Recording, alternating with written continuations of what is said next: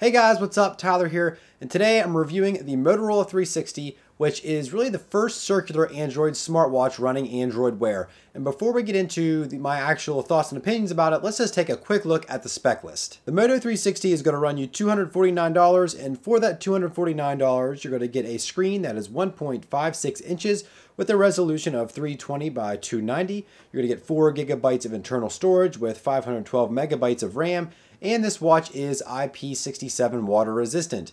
That being said, I wouldn't go dunking it inside of a pool. It's just water resistant, not waterproof. On the watch face, you have the actual screen, and then at the bottom of the screen, you see a little black bar. That's actually the ambient light sensor housed inside of that, along with some other internals, which kind of takes away from the round screen, but it's really not that noticeable. And then on the side, we have the button, and on the other side, we have a mic. And for the band, we have a Horween leather band, 100% genuine leather, and this is very comfortable, a very comfortable band. And so that's pretty much it. It's really not super fancy. It's very minimalistic, very sleek. You just have the face and the band, and then the button and the mic on the side. And the mics aren't even that noticeable. It's just a little hole in the side of the watch. And so this is running Android Wear, and it's really the first version of Android Wear. There's going to be a second version coming pretty soon, at least that's what the rumor is. And it runs okay.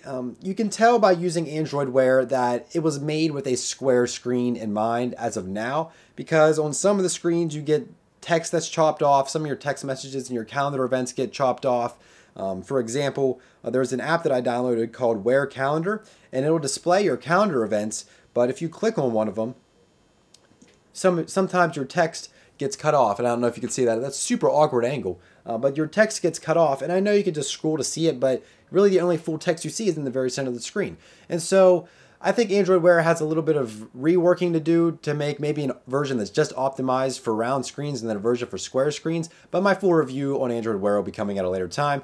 But overall, it runs pretty good. It does lag in some spots, and I think that's more of an Android Wear issue than a Motorola 360 issue. Even though I didn't have this much lag on the LG G Watch, this is using a little bit older of a processor, and so that might have something to do with it. But I think in the next versions of Android, it might get a little bit smoother. And so how does the watch actually look and feel? Well, I mean, you could see that it looks pretty nice. This is the best looking Android Wear device in my opinion, and so far the best feeling one as well. I've used the LG G Watch. That review will be coming later as well. But the leather band I think makes a big difference, because with the LG G Watch I was constantly fidgeting with it on my wrist, like the rubber wristband. It was just, I don't know, it was annoying, I guess.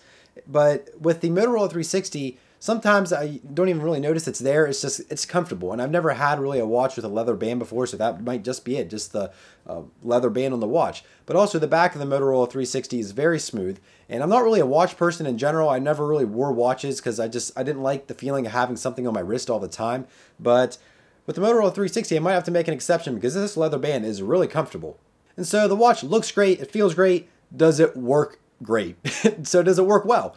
And that's where the camps are kind of divided. The biggest thing going against the Motorola 360 is its battery life. And some people did a teardown, saw that the battery only has 300 milliamps recorded on it, but Motorola says 320. But apparently in the batteries, there's kind of a range. The minimum's 300 and the maximum's 320. And so there's some discrepancy there. But honestly, the battery hasn't been a deal breaker for me. And there's really two options for the Motorola 360 when you're talking about battery: ambient mode on and ambient mode off.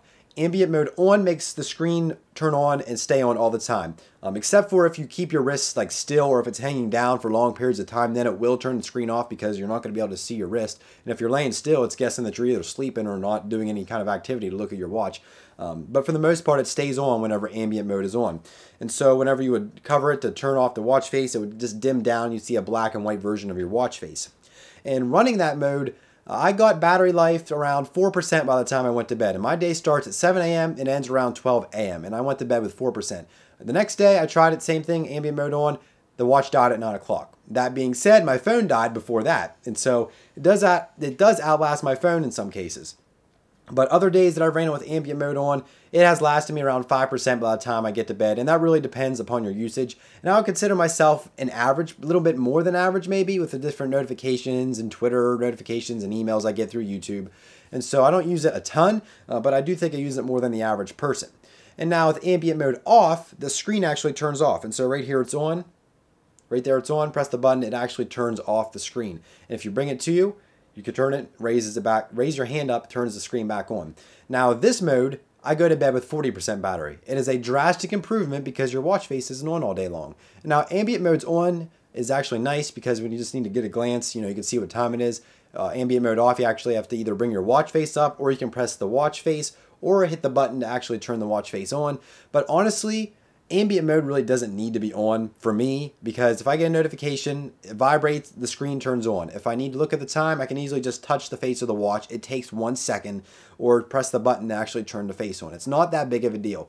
And so I think a lot of people are flipping out way overreacting about this whole watch thing, and they're expecting the batteries of these smartwatches to last 3 days. That's not going to happen anytime soon. Be realistic. I get 1 day use out of this. I throw it on this charger at night. It works. I'm happy with it. And so personally, I have no issues with the Motorola 360 battery. Could it be better? Yes. Is the LG G Watch battery better? Yes, but it's not a deal breaker for me. And since the battery is so small, you throw it on the charger, and I charged it from 0 to 100%, and it only took a little over an hour. And so if you are around 20% when you get home from work, you're going out to do something, or you just want to charge it again, throw it on the charger for half an hour, and then you're good to go for the rest of the night. And so the charger is also pretty cool. It's wireless Qi charging, and so it doesn't only work with a wireless charger that's included, it also works with other third-party chargers as well. And so enough talk about the battery. Let's talk about just using the device and get back to the review. I already showed you a little bit how to actually operate, turn it on. You touch the screen to turn it on, or press the button, and you just let it go to turn it off, or cover it with your palm. The screen on the device, on the watch, isn't bad. It's so-so. If you get super up close to it, you're obviously going to see some pixels because the resolution is only 320 by 290. But honestly, who looks at a watch like this? I mean, I don't. If I'm looking at a watch, I'm looking at it from decently far away from my body. And so it's not really a big deal that it's not super high resolution. It has pretty good brightness outside in the daylight compared to other watches like the LG G Watch. And the ambient light sensor inside of here actually does pretty well. I've noticed that whenever I get in the bright environments, it adjusts, and whenever I get in the darker environments, it adjusts to that as well. And so I think it does work pretty good, and I think in my case, it does help the battery life last longer, unless of course you want to keep it on the dimmest screen as possible, then you can just do that. But the ambient light sensor works pretty well. And whenever you look at the screen from the side, you can see that it actually rises up a little bit from the actual watch, and it's chamfered, and so I think I'd like it a little bit better if it was flush with the watch face, because whenever you're scrolling through things, notifications, or just the operations in the software in general, things do get distorted around the chamfered edge. That's just a really little thing though. I mean, it adds a very unique look to the watch, but I think I would have liked it better being flush with the watch face. And as for other features of the watch, you have the pedometer. It works okay. It just measures pretty much the swing of your arm as when you're walking. But if you're playing drums like I do, it's probably going to measure that you're walking when you're just sitting.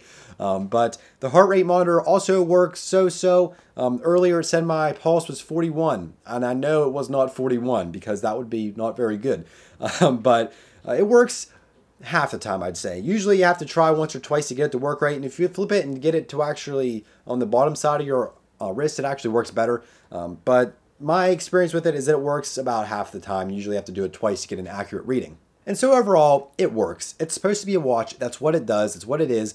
And it works well. And you get your notifications, and you can dismiss them, read them, do whatever, respond to them with Google Now. It all works. And it's my personal choice of Android Wear device. Some people might like the LG G Watch because it seems to run a little bit smoother. It has a better battery. But all things considered, with the look and the feel of the Motorola 360, plus the round watch face that just makes it look like it's a class above all the other watches, I think it's worth its price point, and it's much cheaper compared to the Apple Watch, which is going to be $350 as a starting price, and we don't even hardly know anything about that. And I don't want to hear any of you haters saying that the Apple Watch battery is going to be better than the Motorola 360, because Apple didn't even address the battery in their keynote, and that really only means bad news if they didn't even address it at all. But Apple Watch aside, we'll talk about that in the future video. I do like this watch, and I would recommend it if somebody's looking for a top-of-the-line Android Wear device. And it's only going to get better with updates. It's going to optimize it, make it run smoother and more app support, and it's only going to get better from here on out. And so that's my review of the Motorola 360. I like it. Actually, I really like it. I'm not even a watch person, and I really like this device. And so that's pretty much it for my Moto 360 review. If you guys did enjoy, leave a thumbs up. Also remember to subscribe for more videos from me. And let me know down in the comment section below if you have the Motorola 360. Man, that's hard to say sometimes, Motorola 360. Let me know if you have the Moto 360, how it works for you, or what your thoughts and opinions are about it after watching this review, and whether or not you're going to pick it up. And also make sure to check out my social links that are all down in the description below. That's going to do it for this video. Thank you guys so much for watching, and we'll see you guys in the next video.